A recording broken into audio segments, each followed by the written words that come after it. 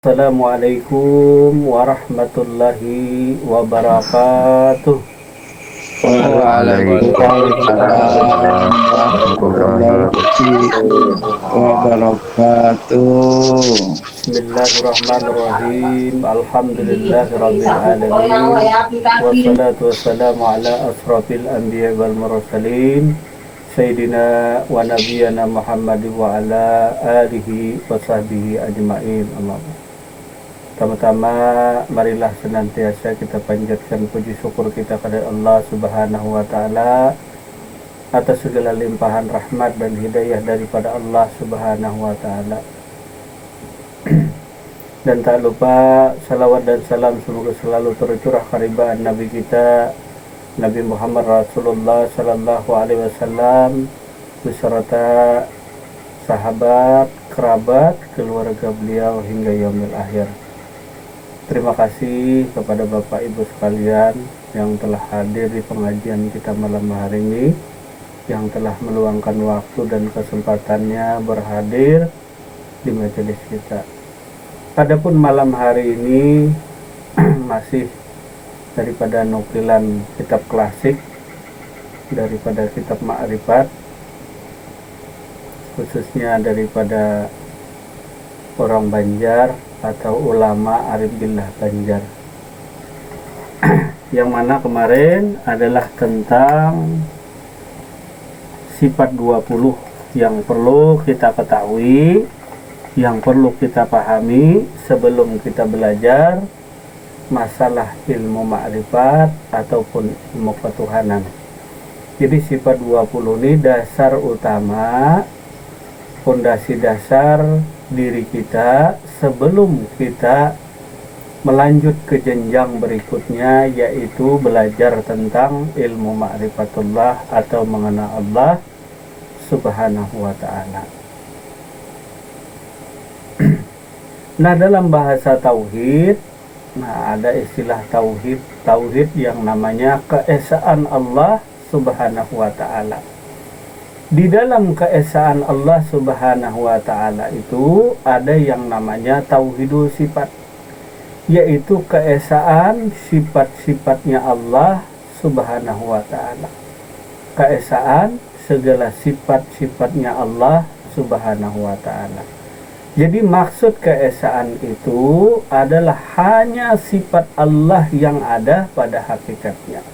Sedangkan sifat-sifat segala makhluk hanyalah sebagai mazhar, hanyalah sebagai sandaran, atau yang kita sebut hanyalah sebagai tajalli nyatanya daripada sifat-sifatnya Allah. Inilah yang perihal pertama-tama yang harus kita pahami sebelum kita melanjut tentang pengajian ilmu ma'rifatullah, mengenal diri, mengenal akan Allah Subhanahu wa ta'ala. Jadi ulun tuh bahasa Banjar, ulun tuh saya atau aku kalau bahasa Indonesia tadi. Kita dulu waktu sekolah SMP, rasanya kalau tidak salah kelas 1, kelas 2 kita belajar ilmu sifat 20 ini tadi. Ada yang sembunyi-sembunyi, ada yang langsung. Jadi guru kita dulu, lupa, kita adalah seorang tahfiz Al-Quran. Beliau adalah seorang guru pengajar di sekolah sanawiyah, madrasah sanawiyah. Dulu beliau adalah tahfiz, penghafal Al-Quran, dan beliau sering menjadi juri di pengajian musabakah tilawatil Quran, khususnya untuk lingkup daerah beliau tadi. Nah, jadi ada beberapa orang memang yang mendidik, yang mengajar kita tentang sifat 20. Nah, jadi pada masa itu umur ya masih belasan, masih sekolah SMP, kita belajar dulu. Jadi dapat teman cuma satu orang. Nah, itu sepupu dulu, ikut sepupu kita sudah sekolahnya tadi kita baru cuma SMP kelas 1 rasanya. Jadi kita ajak belajar tadi tentang sifat 20 tadi, tentang sifat-sifat keesaan Allah Subhanahu wa taala. Namun kita belum mengerti dan belum paham tadi. Belum mengerti dan belum paham. Nah, artinya semangat belajar gigih, cuma belum begitu memahami, belum begitu menghayati tadi. Nah, jadi beliau itu adalah tahfiz, penghafal Al-Quran tadi. Bahkan jadi dewan juri biasanya, penasehat, karena keilmuan beliau di bidang Al-Quran tadi. Nah, jadi riwayat beliau ini, karena beliau ini tak pernah marah orangnya, jadi orangnya tak pernah marah. Di apapun orang, hendak dipukul orang, beliau tersenyum, tak pernah marah. Dimarah-marahi orang, beliau cuma senyum saja, orangnya tak pernah marah. Nah, orangnya tak pernah marah tadi. Jadi tak pernah marah walaupun hendak dipukul orang, dulu pernah. Tak pernah dia marah. Tak pernah dia melawan tadi. Nah, jadi dimarah-marahi orang dan lain sebagainya tadi. Begitupun sedikit pun tadi. Nah, jadi tak pernah marah dengan orang apapun keadaan orang tadi. Mau mukul beliau kah, mau marah-marahin kah, beliau cuma tersenyum saja tadi, paling senyum. Tak pernah membalas dengan sifat amarah tadi. Itulah mungkin hikmah yang diajarkan beliau kepada diri kita tadi. Jadi beliau marah itu susah. Susah sekali mencari beliau tadi untuk marah. Nah, jadi beliau adalah suatu pengajar, guru di Sanawiyah. Nah, Madrasah Sanawiyah tadi, dan tak pernah memarahi muridnya, apalagi orang lain tadi. Walaupun orang lain tadi memarahi, mengejek dan lain sebagainya tadi, beliau tak pernah marah. Nah, mungkin itu hikmah yang bisa kita ambil dulu, kita petik daripada diri beliau, tak pernah marah orangnya tadi. Kalau kita mungkin sedikit marah. Itulah sifat kita tadi. Ya, mungkin memang beliau tadi adalah satu utama, adalah seorang guru. Yang kedua, beliau adalah orang tua tadi. Jadi beliau itu mula-mula, kita mau belajar itu tadi, artinya datang. Kita juga disuruh ulama juga, salah seorang guru tadi menyuruh untuk memperdalam ilmu sifat 20. Umur masih belasan, umur masih SMP tadi, cuma disuruh guru tadi, karena guru tadi jauh. Nah, karena carilah guru yang di kampungmu, yang dekat denganmu tadi, supaya bisa membimbing dan mengajarkan tentang sifat-sifat ketuhanan tadi. Ajak kawan, tak ada yang mau tadi. Nah, kebetulan ada punya saudara tadi, ya diajak mau, cuma ya malas-malasan juga, tak ada mungkin niat dan tujuannya untuk belajar tentang ilmu yang demikian tadi. Nah, mungkin ada sedikit cerita kita tadi tentang perjalanan dulu kita belajar sifat 20 tadi. Itu pun tak sampai begitu dalam, artinya sampai 20 sifat selesai sudah tadi. Nah, karena masih anak-anak, kalau masih remaja kan wajar. Nah, masih remaja, masih anak-anak tadi. Nah, adapun malam hari ini kembali kita mengulas tentang sifat 20 tadi, tentang sifat-sifat Allah, di antaranya sifat nafsiyah. Kemudian sifat salbiyah, kemudian yang ketiga sifat maknawiyah, yang kita bahas tentang pengajian yang telah lalu, minggu yang telah lalu. Kemudian sifat maknawiyah. Nah, inilah dasar-dasar daripada ilmu atau sifat 20 daripada Allah Subhanahu wa ta'ala.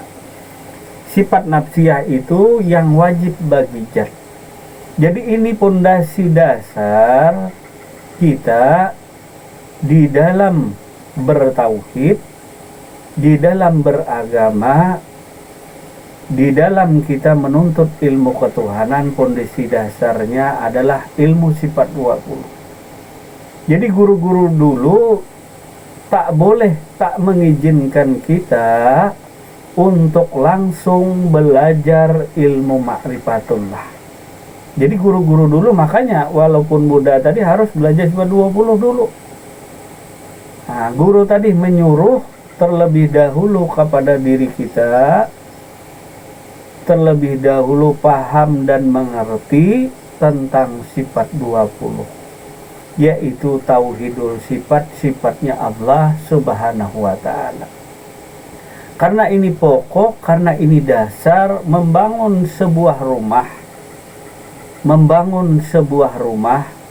Laksana membangun rumah tadi, sifat 20 ini adalah pondasi dasar, pondasi utama. Tanpa pondasi, bangunan akan susah didirikan. Tanpa pondasi yang kuat, bangunan akan roboh, goyang, dan akan tumbang. Jadi sifat 20 ini mendasari daripada segala ilmu ma'rifat tadi. Sifat 20 ini atau tauhidul sifat ini menjadi pondasi dasar seseorang di dalam beragama, di dalam bertuhan, di dalam beramal ibadah, termasuk di dalamnya tadi. Jadi sifat nafsiyah yang wajib bagi zat. Jadi bahan pokok dasarnya tadi yang wajib bagi zat yaitu ujub.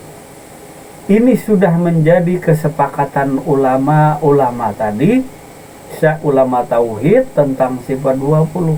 Tidak ada membahas lagi tadi. Nah, artinya ini sudah sah dan resmi, sudah kesepakatan ulama tauhid. Yang menjadi dasar kita di dalam kita bertauhid kepada Allah, di dalam kita menjalankan segala perintah Allah dalam beriman dan bertakwa, yaitu bertauhid. Tanpa tauhid maka syiriklah kita. Jadi salah satu gunanya bertauhid tadi menjauhkan diri seorang saleh daripada sifat-sifat syirik ataupun daripada kemusyrikan. Yang kedua adalah membersihkan daripada sifat-sifat tercela di dalam diri, seperti ujub, ria, takabur, sombong, dan lain sebagainya.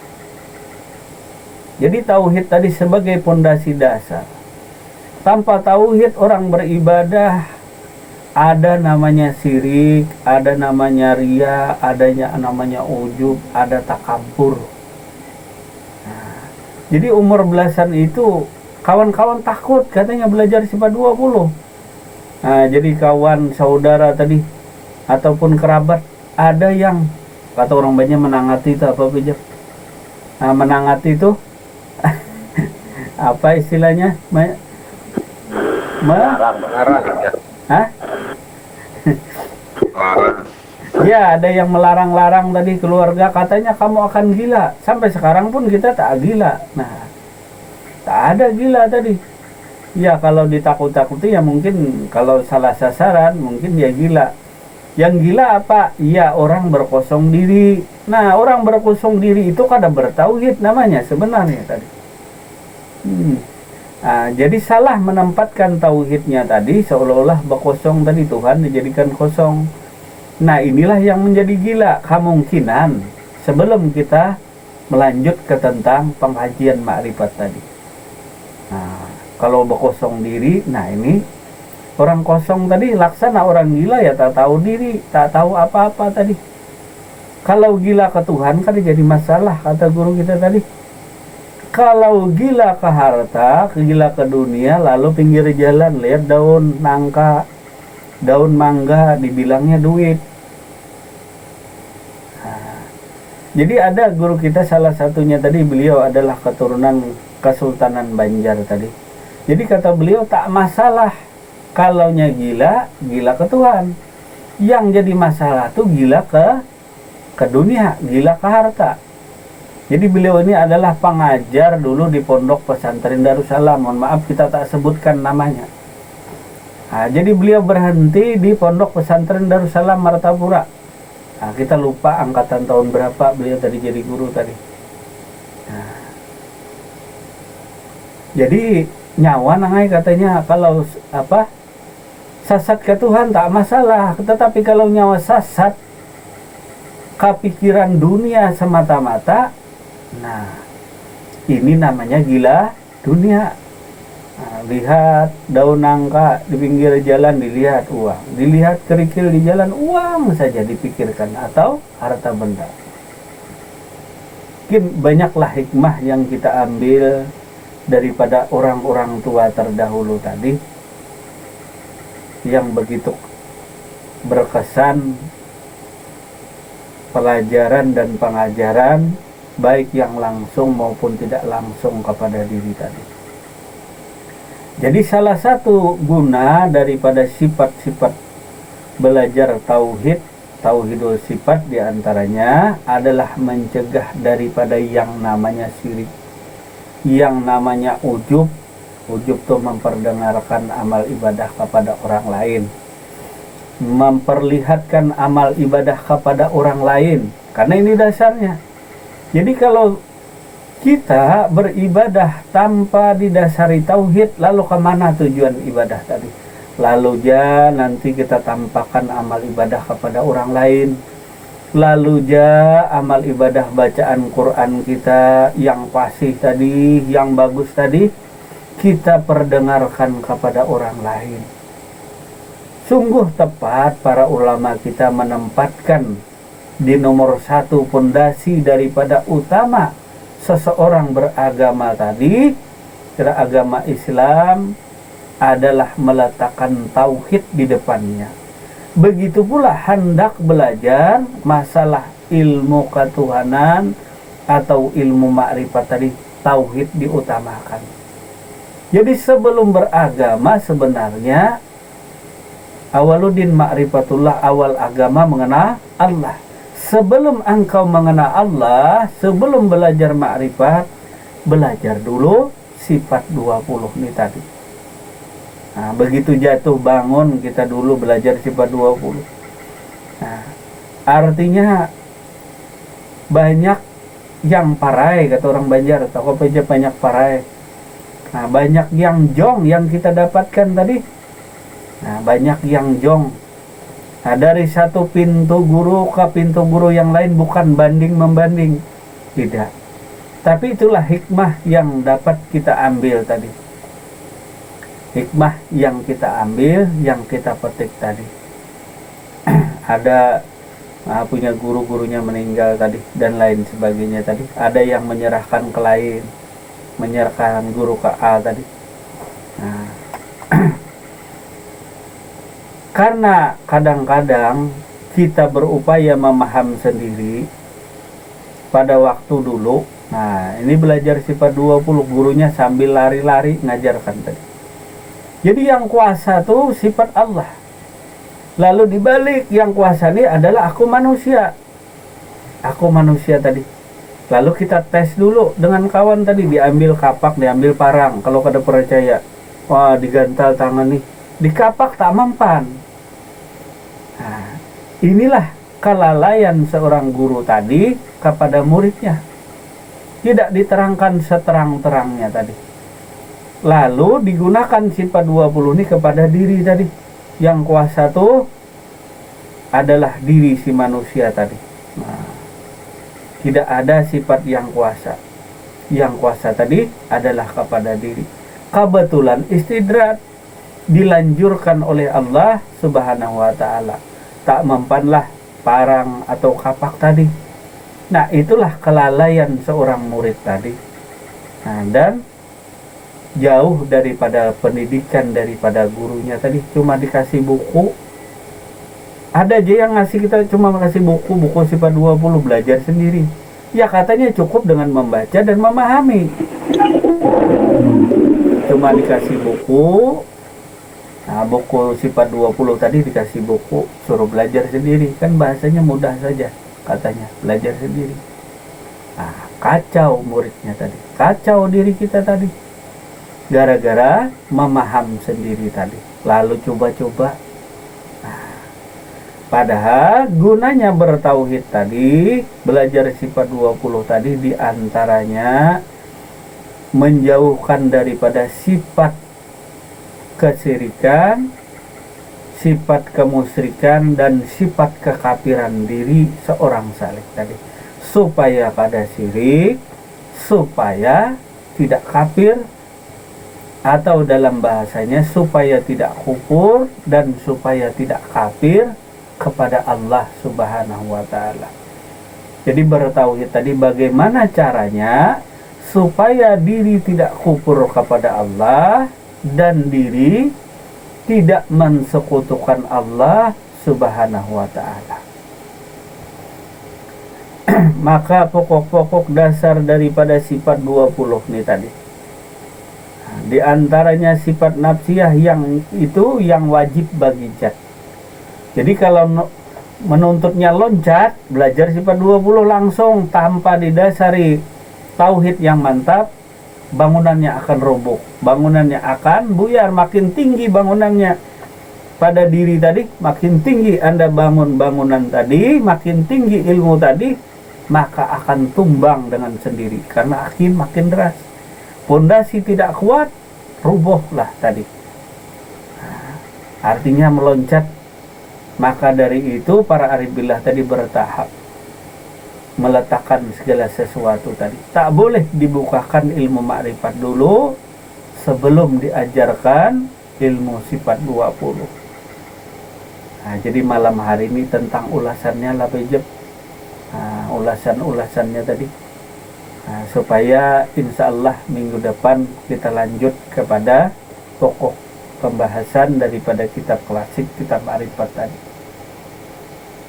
Jadi begitu pentingnya ajaran sifat 20 tadi. Nah, ajaran tentang sifat-sifat Allah Subhanahu wa Ta'ala. Jadi ini sudah kesepakatan, sudah sepakat, sudah mufakat ulama kita terdahulu tadi. Sudah sepakat dan mufakat. Bahkan kadang-kadang sudah menjadi hafalan dari anak kecil sampai remaja, sampai dewasa tadi. Sifat nafsiyah yaitu yang wajib bagi zat. Ini wajib bagi zat, yaitu wujud. Diletakkanlah pula sifat pertama di sifat 20 ini disusun. Yang pertama itu yang wajib bagi zat Allah, yaitu adanya. Lalu bertauhidlah dengan sifatnya tadi, bahwa tidak ada yang wujud kecuali yang ada itu hanya Allah. Ini yang pertama. Fondasi yang pertama diletakkan ulama tadi, ulama tauhid tadi meletakkan bahwa tidak ada yang lain selain yang ada tuh hanya Allah. Baru nanti belajar sifat marif, belajar ilmu marifat, baru belajar yang tinggi-tinggi. Ini dulu tinggi-tinggi dulu tadi. Nah, dasarnya tidak kuat, lalu tumbanglah diri kita. Nah, dari sini sifat nafsiyah di sini bahwa yang wajib bagi zat yaitu wujud. Jadi yang ada tuh hanya Allah saja. Bila ada selain daripada adanya Allah, maka syiriklah engkau. Syirik engkau. Nah, baru awaludin ma'rifatullah, baru awal agama mengenal Allah Subhanahu wa Ta'ala. Tauhid dulu. Bertauhid yang mantap tadi. Ini loncat pelajarannya. Nah, loncat bahas Nur Muhammad.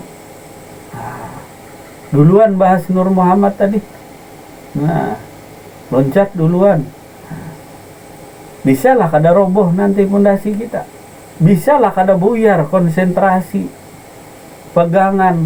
Nah, bisakah istiqomah engkau di dalam bermakrifatullah tanpa didasari tauhid yang mantap tadi. Jadi yang pertama itu yang ada tuh hanya Allah saja. Jadi bila engkau sholat pun yang dihadap tuh yang ada tuh tidak lain dan tidak boleh ada selain daripada Allah. Maka inilah pokoknya tadi. Kita amalkan ilmu tadi. Walaupun sebutir, walaupun kecil, tauhidul sifat ini yang pertama sifat nafsiyah, yaitu yang wajib bagi zat adanya Allah yang wajib. Jadi yang ada tuh hanya Allah. Kalau memandir, kalau membicarakan ya mudah. Padahal ini sudah kesepakatan bersama. Kesepakatan ulama bersama bahwa yang ada, yang pertama itu, yang ada tuh hanya Allah. Yang ada tuh hanya Allah subhanahu wa ta'ala. Maka terhindarlah diri kita dari yang namanya syirik, bersekutu. Nah, bersekutu tadi, atau mensekutukan Allah subhanahu wa ta'ala. Jadi yang maha ada atau yang ada tuh hanya Allah semata-mata. Kita pandang kepada diri, pandang kepada alam tadi, bahwa tidak ada yang ada tadi, tidak ada yang wujud kecuali hanya Allah. Sudah mulai terang diri kita. Sudah mulai terang, menemukan titik terang daripada bertauhid kepada Tuhan. Tauhid yaitu keesaan Allah subhanahu wa ta'ala.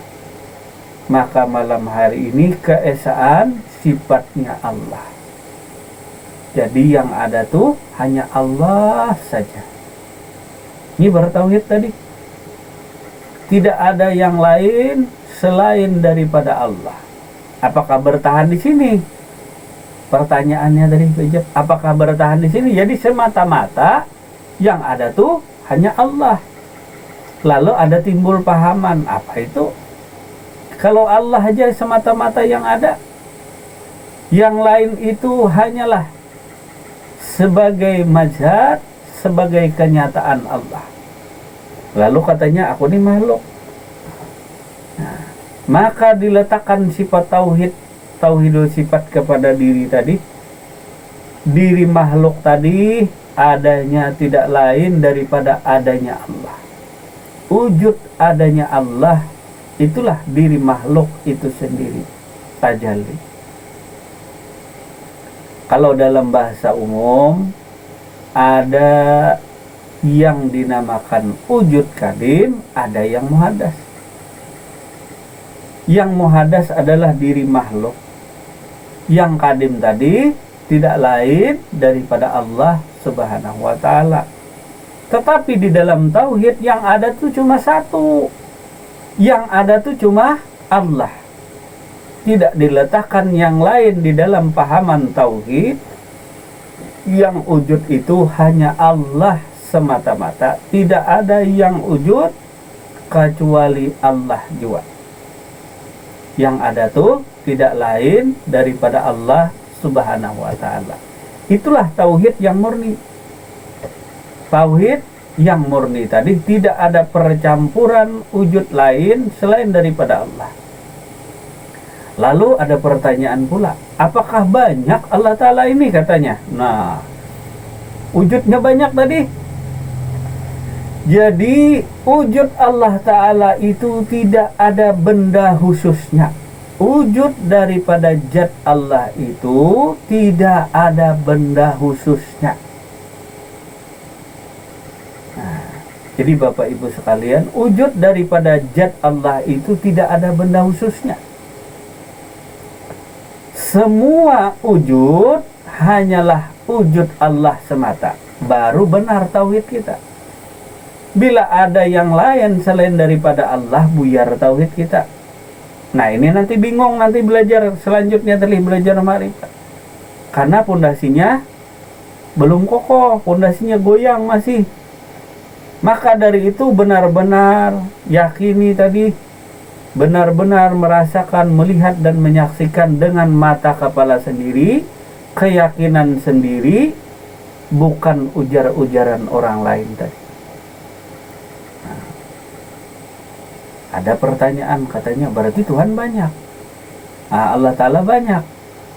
Nah, jadi yang namanya wujud atau adanya daripada zat Allah itu tidak ada benda khususnya, kada ada benda khusus. Semua yang ada itu tiada lain daripada tajalli zat Allah, nyatanya zat Allah. Bahkan ketika dilimpahkan, dibukakan kasab tadi, tiada yang wujud, tiada yang ada kecuali hanya zat Allah semata. Ini pula kemantapan orang bertauhid. Di dalam tauhidul sifat mantap melihat dan menyaksikan adanya Allah, sehingga sampailah dia kepada makam yang namanya tauhidul zat, melihat akan zat Allah Subhanahu wa ta'ala. Dia pandang kepada dirinya dan kepada alam yang ada tuh hanya Allah.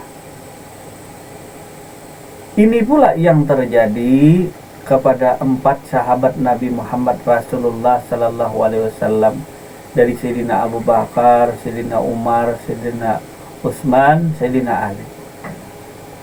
Tidak aku lihat sesuatu sebelumnya kecuali yang kulihat sebelumnya adalah Allah, dan tidak aku lihat segala sesuatu sesudahnya kecuali yang kulihat adalah Allah sesudahnya. Dan tidak ada yang kulihat di luarnya, di lahirnya, kecuali yang kulihat di luarnya pada sesuatu itu adalah Allah juga. Dan yang terakhir dari pendapat Sayyidina Ali, tidak ada yang kulihat di dalamnya pada sesuatu kecuali yang kulihat itu adalah Allah. Ini berbeda-beda pandangan, berbeda sudut pandang, berbeda pandangan tadi. 4 sahabat Rasulullah Sallallahu Alaihi Wasallam berbeda, jelas perbedaannya. Ada yang melihat Allah sebelum dia melihat sesuatu, ada yang melihat Allah ketika dia melihat sesuatu dulu, sesudahnya baru dia lihat Allah. Ada pula yang dia lihat di luarnya, di lahirnya, yang dia lihat pada sesuatu di luarnya, yang dia lihat adalah Allah saja. Dan yang pendapat yang terakhir, tidak dia lihat sesuatu di dalam sesuatu tadi. Nah, melihat sesuatu itu di dalamnya tadi, maka tidak dilihat sesuatu pun apapun itu di dalamnya tadi kecuali Allah juga yang dia lihat. Karena pondasi utamanya tadi adalah tauhid, tauhidul sifat. Yang ada itu hanya Allah. Wal awalu wal akhiru wal zahiru wal batinu. Yang awal, yang akhir, yang zahir, yang batin itu di dalam tadi tiada lain daripada Allah Subhanahu wa ta'ala. Dan ini pun sudah kesepakatan, tidak ada perdebatan tadi. Wal awalu wal akhiru wal zahiru, zahir tadi ya di luar, wal batinu, batin tadi ya di dalam.